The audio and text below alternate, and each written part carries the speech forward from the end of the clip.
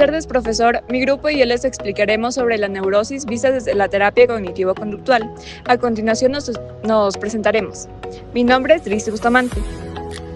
Gisela Vicuña, Tairi Ochoa, Cristian Kishpi, Angélica Morquecho, Yomairi Yescas, Dayana Palacios. Espero que este video sea de su agrado. A continuación les vamos a explicar. Hola, mi nombre es Tairi Ochoa y yo les voy a hablar sobre la neurosis. El término neurosis ya no se utiliza específicamente en los manuales de diagnóstico como el DSM-5-TR o el CIE-11, sino terminología relacionada como el malestar psicológico, ansiedad, conciencia de la enfermedad y que mantiene un contacto con la realidad a diferencia de la psicosis. En la neurosis es también categorizada por un malestar en la persona, generando ansiedad, miedo, frustración, autoexigencia, que provoca un problema en su vida cotidiana. ¿Alguna vez te has preguntado por qué sientes ansiedad sin motivo alguno y no la puedes controlar? Para entender mejor la neurosis, hay que diferenciar que dentro de estas hay sufrimiento y en estas hay contacto con la realidad. En cambio, en la psicosis nos dice que esta no tiene contacto con la realidad, sino esta tiene contacto directo con las alucinaciones y los delirios. La neurosis nos dice que hay exceso de culpa, en lo cual también existe la necesidad de aprobación. También nos dice que esto se considera ya como un trastorno de ansiedad, en lo cual estos se agrupan con la neurosis. Actualmente el DSM-5 y el CIE-11 ya no clasifican la palabra neurosis, sino que tienen otro tipo de clasificaciones como sería básicamente ansiedad generalizada, fobias, TOC y trastornos somáticos, por así llamar algunos.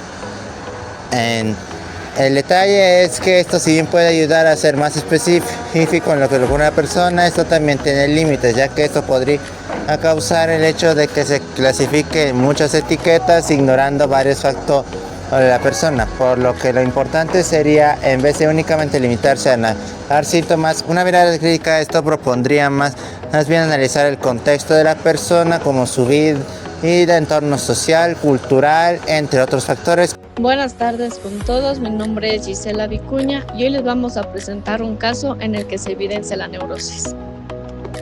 María tiene 28 años y es estudiante universitaria. A lo largo de los años presenta ansiedad intensa. Esto relacionado principalmente con el rendimiento académico. Manifiesta tener un miedo excesivo a equivocarse, a no cumplir expectativas y a decepcionar a los demás. Todo esto la ha llevado a autoexigirse y a tener pensamientos repetitivos negativos como: si fallo, no voy a cumplir mis expectativas, no voy a cumplir mis metas, no soy suficiente. A pesar de todo esto y como consecuencia, María tiene problemas para concentrarse, insomnio y un estado permanente de tensión. A pesar de ello, no presenta alucinaciones, ni delirios, ni desorganización de pensamiento. María mantiene un contacto claro con la realidad y es consciente de su miedo intenso y sabe que no es racional. Intenta controlarlo, pero a pesar de eso no puede, y esto hace que aumente su irritabilidad, su frustración y su malestar emocional. Este caso es un claro ejemplo de lo que tradicionalmente conocemos como neurosis.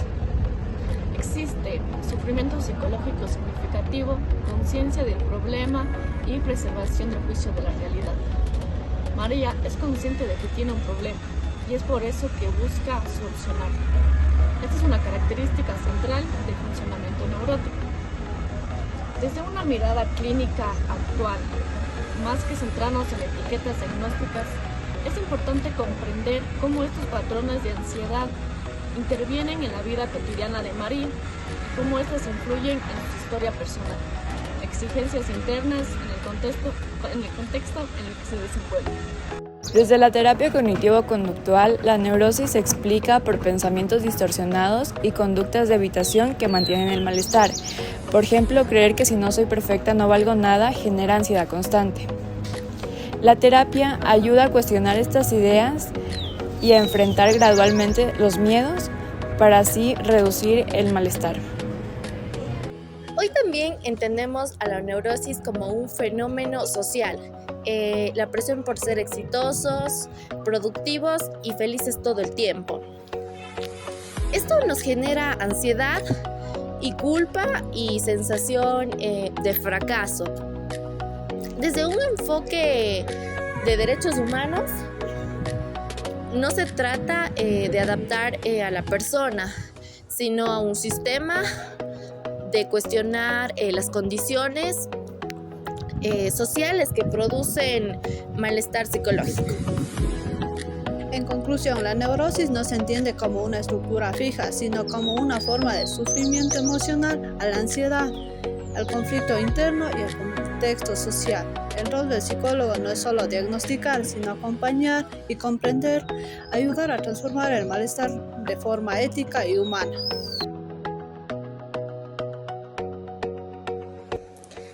Como una parte personal, considero que aunque el término neurosis ya no se use de forma diagnóstica, sigue siendo muy valioso para comprender el sufrimiento emocional de muchas personas.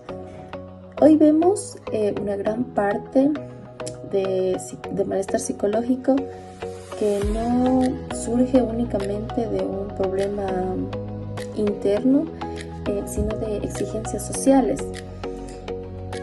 Como estas exigencias sociales constantes como rendirse, competir, no fallar, ser productivos y estar emocionalmente estables todo el tiempo.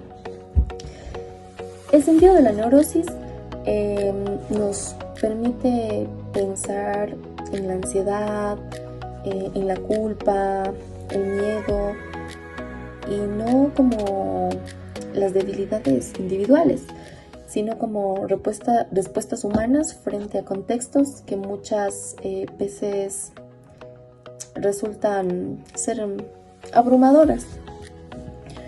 Por eso el rol del psicólogo no debería limitarse a etiquetar síntomas, sino como a escuchar la historia de cada paciente para así poder comprender su situación y acompañarle en la construcción de formas más saludables y así poder relacionarse consigo mismo y con el mundo. Entender la neurosis hoy en el fondo es entender cómo el malestar psíquico habla de nuestra forma de vivir como sociedad. Es importante destacar que cuando hablamos de neurosis no estamos refiriéndonos a una etiqueta sin valor. Al contrario, nos estamos refiriendo a un malestar que sigue presente hoy en día. Muchas personas que viven con ansiedad, con miedo constante, con culpa, creen que esto es normal, que es parte de la vida moderna. Pero al contrario, esto es un estado de malestar psicológico. Me parece clave entender que esto no solo surge de las personas, ya que también surge de lo social, es decir, el no rendirse, el compararse constantemente.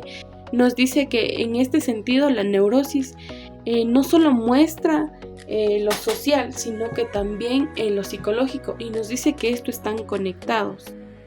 Como futuros psicólogos, nuestro reto sería el no solo clasificar síntomas, sino de igual manera escuchar, comprender y acompañar sin juzgar.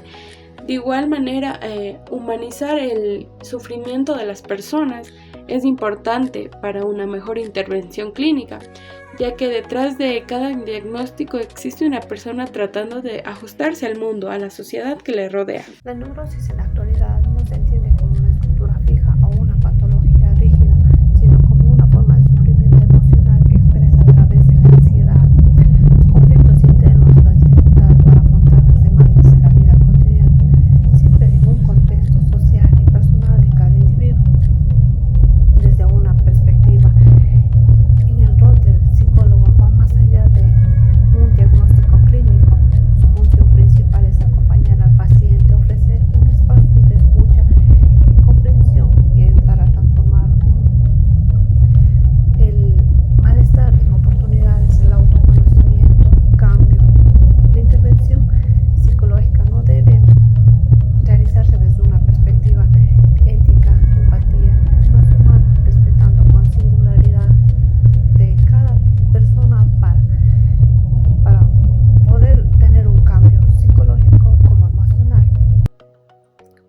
finalizar, es importante reflexionar que cada malestar emocional y buscar ayuda profesional no es un signo de debilidad, sino como un acto de cuidado personal y responsabilidad con su propia salud mental. En resumen, en este video tratamos sobre la neurosis desde una mirada contemporánea, distinta al psicoanálisis clásico. Aunque el término neurosis ya no aparece en manuales diagnósticos actuales como el DSM-5-TR o la CIE-11, sigue siendo útil para descubrir un tipo de sufrimiento emocional frecuente en nuestra sociedad. Actualmente la neurosis se entiende como un patrón persistente de malestar psicológico, generalmente ligado a la ansiedad, la culpa, el miedo o la inseguridad. La persona mantiene contacto con la realidad y es consciente de que algo le ocurre, lo que la diferencia claramente de la psicosis. A diferencia de otras estructuras, la neurosis suele haber exceso de culpa, miedo a equivocarse y una fuerte necesidad de aprobación. Por eso, hoy esos síntomas se clasifican en trastornos más específicos, como los trastornos de ansiedad, el trastorno obsesivo-compulsivo, los trastornos somáticos. Un ejemplo sería el caso de María, una estudiante universitaria que vive con ansiedad constante, insomnio y miedo intenso a fallar. Ella reconoce que su miedo es exagerado, pero no logra controlarlo. Este tipo de casos reflejan lo que antes se llamaba neurosis. Desde la terapia cognitivo-conductual, ese sufrimiento se explica por pensamientos distorsionados y conductas de evitación que mantienen la ansiedad. La terapia busca cuestionar estas ideas y enfrentar los miedos de manera gradual. Además, hoy se reconoce que la neurosis también tiene un componente social. Vivimos en una cultura que exige éxito, productividad y felicidad constante, lo que genera altos niveles de presión y malestar psicológico. En conclusión, la neurosis no se entiende hoy como una enfermedad fija, sino como una forma de sufrimiento emocional influida por factores personales, sociales y culturales. El rol del psicólogo no solo es diagnosticar, sino acompañar y comprender el malestar de manera ética y humana.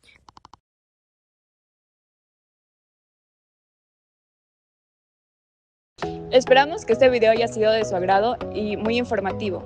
Muchas gracias por ver.